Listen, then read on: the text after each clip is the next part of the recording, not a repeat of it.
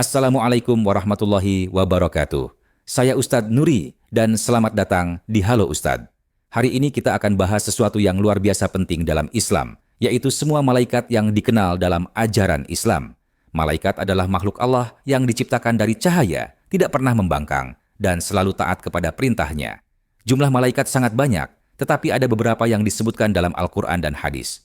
Nah, siapa saja mereka dan apa tugasnya? Mari kita jelaskan satu persatu. Malaikat pertama adalah Jibril alaihi salam, malaikat yang paling mulia.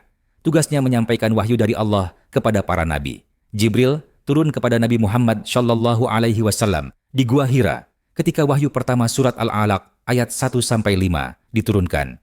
Iqra bismi rabbi kalladzi khalaq, khalaqal insana min alaq, iqra wa rabbukal akram, alladzi allama bil qalam, allamal insana ma lam ya'lam. Bacalah dengan nama Tuhanmu yang menciptakan.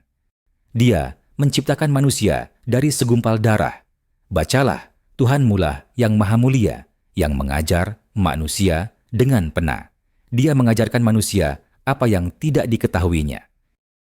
Sejak saat itu, Jibril menjadi penghubung antara Allah dan Rasulullah, membawa wahyu Al-Quran selama 23 tahun.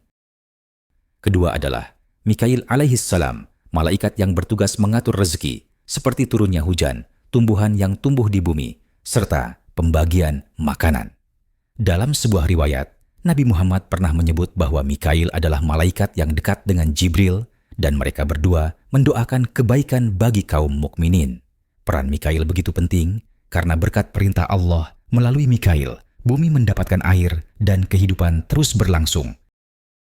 Ketiga adalah Israfil alaihi salam, malaikat yang bertugas meniup sangkakala. Tiupan pertama akan mematikan seluruh makhluk, dan tiupan kedua membangkitkan kembali manusia dari kubur. Dalam hadis riwayat Imam Muslim, Rasulullah bersabda bahwa Israfil telah meletakkan sangkakala di mulutnya, dan ia menunduk, menunggu perintah Allah.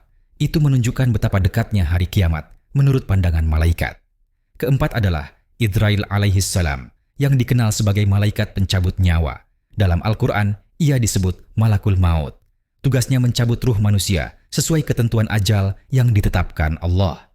Rasulullah pernah mengingatkan umatnya untuk selalu mengingat kematian, karena Israel bisa datang kapan saja tanpa mengenal usia atau kedudukan. Kelima adalah Munkar dan Nakir, dua malaikat yang ditugaskan menanyai manusia di alam kubur. Pertanyaan yang diajukan adalah, Man rabbuka, ma dinuka, wa man nabiyuka. Siapa Tuhanmu, apa agamamu, dan siapa nabimu? Rasulullah mengajarkan agar umat Islam selalu mengucapkan kalimat tauhid la ilaha illallah dan mengikuti sunnah beliau agar bisa menjawab pertanyaan itu dengan benar di alam kubur. Selanjutnya adalah Raqib dan Atid, dua malaikat pencatat amal. Raqib mencatat amal baik, sementara Atid mencatat amal buruk. Mereka duduk di sisi kanan dan kiri manusia, sebagaimana disebut dalam surat Qaf ayat 17-18.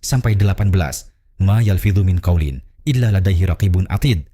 Tiada suatu ucapan pun yang diucapkannya melainkan ada di dekatnya malaikat pengawas yang selalu hadir. Rasulullah bersabda, amal sekecil apapun akan dicatat, jadi kita harus berhati-hati dengan perkataan dan perbuatan. Ketujuh adalah Ridwan, malaikat penjaga surga. Ia menyambut para penghuni surga dengan salam, sebagaimana disebutkan dalam surat Ar-Ra'd ayat 23-24. Salamun alaikum bima syabartum. Keselamatan atasmu karena kesabaranmu. Nabi Muhammad pernah menggambarkan surga sebagai tempat yang penuh kenikmatan, dan Ridwan menjadi penjaga yang menyambut para hamba Allah yang taat. Yang terakhir adalah Malik, malaikat penjaga neraka. Dalam surat Az-Zukhruf ayat 77 disebutkan bahwa para penghuni neraka berseru kepada Malik agar Allah mematikan mereka. Tetapi Malik menjawab bahwa mereka akan tetap tinggal di neraka. Tugas Malik menunjukkan betapa seriusnya azab Allah bagi orang-orang yang ingkar. Jadi, malaikat dalam Islam punya tugas yang berbeda-beda. Ada yang membawa wahyu, ada yang mengatur rezeki, ada yang mencatat amal, menanyai manusia di alam kubur, menjaga surga, hingga menjaga neraka. Semua malaikat itu taat sepenuhnya kepada Allah, tidak pernah lelah, dan tidak pernah membangkang. Itulah penjelasan lengkap tentang malaikat-malaikat dalam Islam. Semoga kita selalu diingatkan untuk beriman kepada malaikat sebagai bagian dari rukun iman. Jangan lupa like, share, dan subscribe.